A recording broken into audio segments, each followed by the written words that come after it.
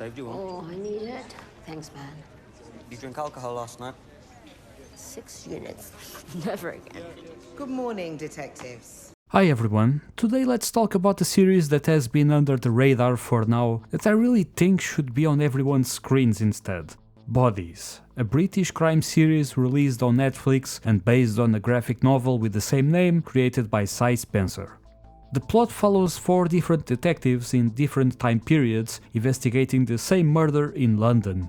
So we have Detective Shahara Hassan in 2023, Detective Iris Maplewood in 2053, Detective Charles Whiteman in 1941, and Detective Alfred Hillinghead in 1890.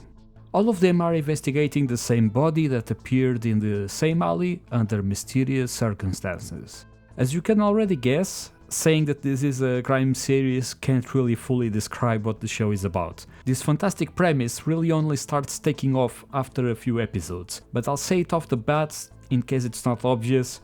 Time travel and science fiction play a huge role in the development of the plot. This isn't really a spoiler, it's very obvious that this is a thing from the first couple of episodes. What I find really interesting in this series is that instead of focusing on the science explanation of time travel, it just lets it be on its own after it's introduced and focuses more on what the characters can actually do about it, which is to investigate the body and the people that might be involved with it.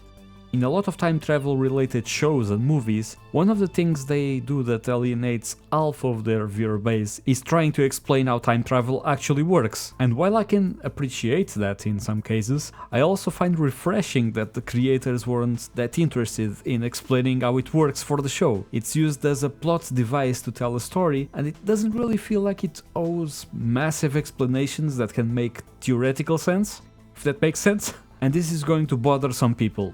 There is no way around it. If you're looking for a series that you can't poke holes on the plot, well, this isn't it. There's plenty of holes and threads because this is time travel, and time travel is very hard to write about. That's it. Time travel is really hard to write about! This, however, doesn't diminish the plot in any way. If anything, I think they use the time saved on explanations to make us care for the characters a little bit more, which is much more important in a show like this, I believe. The cast is brilliant. So brilliant, in fact, I couldn't choose a favorite detective if you asked me. Alright, maybe I have a bit of a soft spot for Charles Whiteman, and one of my main complaints is that we don't get to see more of him. He truly is spectacular on the role, and I hope we get to see him in more series and movies going forward. Charlie, call for you, line 2. Fancy a drink down the Silk tonight, Kathleen? Can't, got a date. Oh, who's my competition? My sister's Anderson Shelter.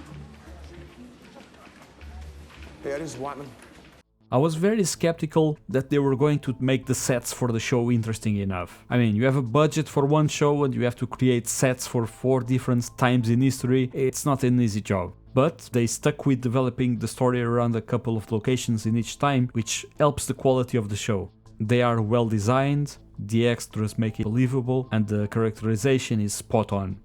Something that made me sure I wanted to go through the series after the first episode is the editing. I think they made such a good job of creating interesting shots and paced the show really well, especially on the later episodes. And when one of the detectives has a conversation that leads to revealing a clue about the case, for example, these separated views of each detective finding about the same information in a completely different place and time is just awesome. I wish they had done more of that. The one thing that I really found liking is the soundtrack, or absence of it. It felt too generic and there weren't any times where I found the music to bring relevance to the scenes at all. I'm a sucker for a good pivotal moment being elevated by the right original song or even some licensed music, but the show really didn't go in a strong direction music-wise. Apart from the sections in 1890 where Hillinghead's daughter plays the piano, there wasn't much else that I found memorable. Just to touch on the plot again, because this is Netflix and I feel like if you want to watch anything there nowadays, this should be a disclaimer. The season has a satisfactory ending. It leaves some threads of potential story to continue on a second season, but it ends well. I wouldn't honestly expect them to make a second season, and I don't think the show needs it. It's a very well contained story that doesn't need to spiral into another season. However, I wouldn't say no to it, if there was another in the horizon, because I think the concept is too original to just give up. But again, this is Netflix, and the show ended well, and that's already a blessing in my book. I really hope you'll give Bodies a chance. Unfortunately, I don't think it will get much traction, and the main reason is that the title doesn't make it any favors. It's just very ambiguous, and got completely overshadowed by the fall of the House of Usher. Check my review on that, by the way. Thank you so much for watching, I appreciate all of you. Please subscribe to the channel, that really helps me so much, and it's just a click. Please do it. I don't spam, and I promise my videos always have a lot of effort put in. Thank you again so much, have a lovely day, and bye bye.